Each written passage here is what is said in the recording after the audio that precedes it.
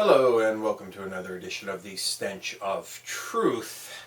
Wow, so much to talk about. Let me see. First of all, I cannot ignore nor should I ignore the ridiculous comments of Senate candidate Todd Akin in Missouri. What is a really sad and disgusting fucking picture of America that this individual is still leading in the Senate race there after his comments about legitimate rape. Now, let's look at legitimate rape right off the bat, because of course legitimate rape implies that there is an illegitimate rape, i.e. the woman is fucking lying. Now these were all in relation to abortion and how much he opposes abortion. Oh, he's really opposed to abortion. Well, you know what? He's opposed to killing babies or infants or fetuses, whatever it is you want to call them. But apparently, I'm going to bet whatever amount you want that he has no problem with blowing the heads off of dark-skinned people around the fucking world, as this country has been doing for decades. In fact, I imagine that he fucking cheers it. And he thinks that, well, I don't know whether he really thinks this or not, but he plays on the ideology that this is somehow the godly and Christian thing to do. Yeah. So, in any case, his ridiculous notion, which is a complete lie, and a total and utter lie, and instead now he's trying to pretend as though he misspoke, and it did come out and apologize after a tremendous amount of pressure, but refuses to step down from the race after the absolutely ludicrous commentary that when a woman is legitimately raped and not lying about it and having consensual sex with somebody and then making up a story about rape, which I'm sure happens every fucking day, and thousands of cases where the poor guy is the guy that just was trying to have some fun with a girl, and here accused of rape. Give me a fucking break. I'm sure many women out there, yeah, they just can't wait to run to a police station and have themselves examined and questioned and put under the fucking microscope just because they get a kick out of it. You make me fucking puke. Todd Akin, piece of fucking shit, that if it was on the bottom of my shoe, I wouldn't even get a stick to scrape it off. I would continuously rub it against the hardest, coarsest thing I could find out in the woods until it was all scraped away. You're a piece of fucking puke. So, in other words, his complete lie comment was that doctor friends of his told him that when there were cases of legitimate rape, quote unquote, that the woman's body has a way of handling that, and thus pregnancy is very unlikely. Well, of course, that's not true. But apparently what his quote-unquote doctor friends told him, which is a total lie, he just made this shit up,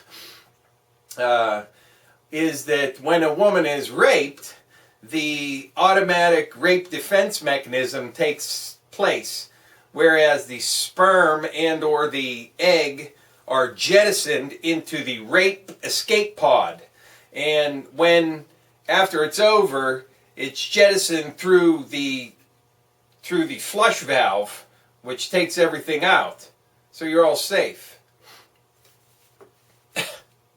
Well, to people to even believe that this guy is telling the truth about his idiotic, fucked up fucking fuck of a fucking statement have got to be mentally evaluated. Okay? But there it is. This is just another example of the continuous war on women from the so-called right wing. But then again, you have the exact same thing happening on the left, but not an all-out attack. All you have is the continuation of the substandard living of women in positions of equality to men. And of course, you also have an you have an undeclared expectation that you will follow in the footsteps of those who came before you, i.e., you will not become involved in issues of gender or race or any of these things if you value your position. So there is a great deal of pressure being placed on women from both sides of the supposedly divided political spectrum. And one needs not point out the ludicrousness of the right without seeing a very similar thing happen on the so-called left. And remember, I use those terms advisedly because I understand there's no difference between them. It's just a way of looking at it. Pussy Riot was found guilty and sentenced to 2 years in prison in Russia for hooliganism. And of course, I think this is very detrimental as far as Russia goes. I would be, if I was in Putin's place, I would give them a pardon or something, because all it does is make him look tremendously bad, especially in a particular time where Russia needs to stand firm and have a solid leadership. And you know, he's not perfect, and Russia's not great and wonderful and, you know, a bed of roses, but in comparison to some of the other things going on around the world, Russia offers a great deal. And it's a shame to see this kind of thing happen. So, you know, if I were Putin, I'd be, you know, giving them some kind of clemency or something, whatever. So that wasn't good. There was a very weird and disturbing synchronicity with the Aurora, Colorado theater shooting. Apparently one of the nurses now this has turned on into a cascade effect, one of the nurses treating the victims drowned and died. And this is also on top of the woman who, because of a feeling, avoided possibly being shot in another shooting in a mall in Canada. So we have a chain now, a definite chain of weird synchronous activity regarding the Aurora, Colorado theater shooting. And here you have a woman who, because of some weird feeling she had, left the food court area just seconds apparently before a gunman appeared there and started shooting people, who was killed in the theater in Colorado. And now a nurse who treated the victims of that shooting drowned, sadly. So this is a very weird, strange event. Another thing, I wanted to talk about the Lonmin mine in South Africa, and talk about how, in light of strike and protest by the workers, the police were called in great fashion, just like in the wonderful days of the robber barons and the early striking workers in the United States. The police showed up and promptly fired into the crowd of people, killing 34 of them and wounding 78.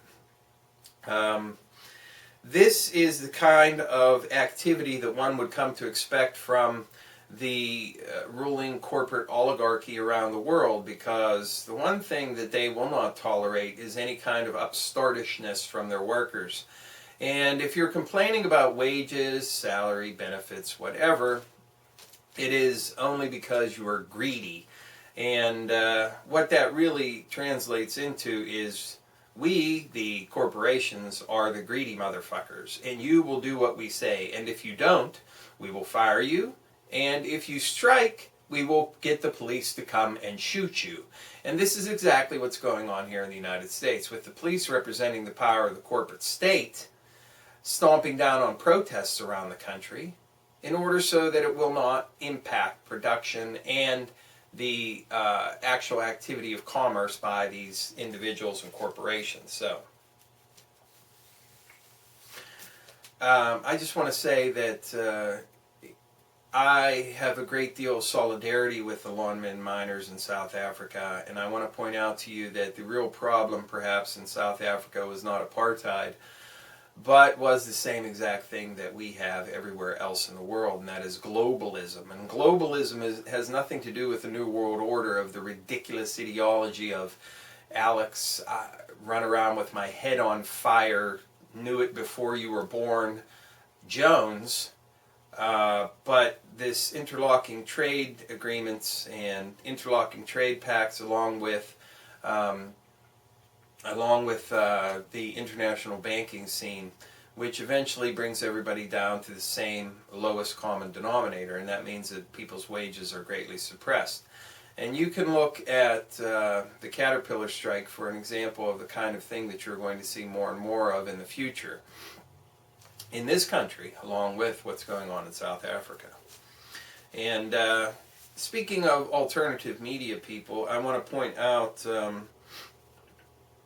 that someone that a lot of you will be familiar with, James Corbett, who I used to have a good deal of respect for his very enlightening Corbett Report pieces that he would put together. Moved into radio, which is not a big deal, but the first sign of problems with him was when he took over for the crook, the international forecaster crook, Bob Chapman, who is a crook. And the only reason he's not in the United States is because he's a crook, and he would face charges if he was in the United States. Now, Bob Chapman, of course, died, and I don't wish any ill will on his dead body or his soul, but the fact remains is Bob Chapman was a big fucking crook. Okay? So you have James Corbett taking over the international forecaster for a crook. Now let's not also forget that this same crook is very tied in tightly with GCN, which is a Council for National Policy and very hard right-wing John Birch Society, everybody's a commie organization, and that's completely anchored by the Alex Jones machine. And he's become chummy with Dr. Stan Monteith, of course, and Monteith is Bircher to the core. And you have to understand that these Birchers and all these other people who fall into these particular camps, they're just tools of the same kind of ruling elite and oligarchy that we have represented today. And Stan Monteith is one of the worst examples of someone on the far right who talks about there being no difference between right and left in politics in this country, but in actual fact they live out the life of a far right fucktard. And I see James Corbett being pulled into this mold. So if you expected Corbett to be someone who would bring you unbiased information, I expect that to go away very quickly as he is subsumed into this far-right ideology, this John Birch Society crap where everybody's a fucking communist, and the only thing that matters is quote-unquote free markets, fuck people dying, fuck people in slavery, fuck people having to abide by contracts, except when it comes to a contract for labor, which inherently, I guess, is totally fucking immoral. And that's another issue. Everybody that talks about pensions and everything else when it comes to costs associated with unions and negotiated pay and negotiated benefits. How about we do this? I'll just go and tell all my credit card companies that I just don't want to follow their contract anymore, so I'm not going to pay them any money. And that goes for my car and my house and everything else. And of course I get to keep it because it's mine. I just don't have to pay for it anymore, even though an agreement was signed. Somehow that agreement and the agreements with banks and everything else, all those are important and need to be preserved. But agreements that you make with workers who collectively bargain, you can throw them out the window. And this is exactly where I see James Corbett going. Now, I'd love to be proven wrong because in the past he has brought very interesting and good information and I have enjoyed his show. But I'm telling you right now, I see it happening right before my eyes. And if I'm wrong, I'll be happy to say so. But James Corbett takes over for the crook, the international forecaster, who has to live in Mexico because in the United States, he's a crook. Bob Chapman, of course, who sadly is no longer with us, being pulled into the GCN orbit of John Birch Society, Council for National Policy, far right-wing bullshittery, and crap, where everything is communist if it's not hard right fascist.